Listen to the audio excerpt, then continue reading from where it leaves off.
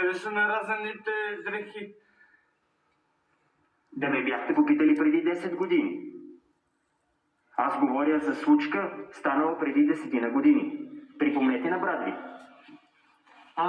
Значи това се случва 2010 година. Ако можете да спреш да издишаш лепилото, защото ме реши. Добре, ще сляза долу, за да си го довърша. Те струват. Какво ще си довършите? Всяко едно къде 2,50. Моля? 2,50. Всяко едно къде. Не ги разбрах. Това цена на какво е? Аз поне това разбрах. 2,50 всяко едно къде. Нещо. Ренета казва, че сте били и майка ви, светла и памет, преди да почине. Жената се е стопила от болестта и вие сте я били в тежкото й състояние, в което е била. Така ли е? Може ли да отворите вратата да се виждаме по-добре? Добре? Бил ли сте майка ви? Не. Заплашваш ли, че ще ми разцепиш мозъка в стената?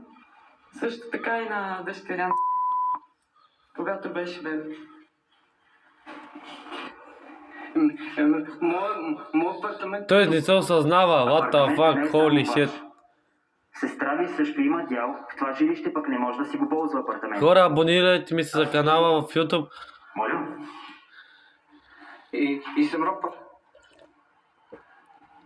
Не знам дали сте рапър, но това, което виждам е човек, който така има склонност да употребява наркотици. Нека сега баща ти да види какво те е превърнал. Твоя баща, да види в какво те е превърнал. Наркоман. Господин Василев, има ли топла вода, ток в този апартамент?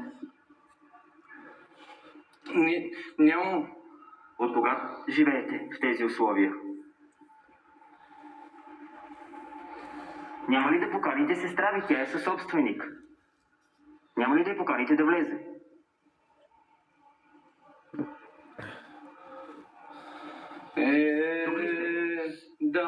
Да. Ще я поканите ли да влезе?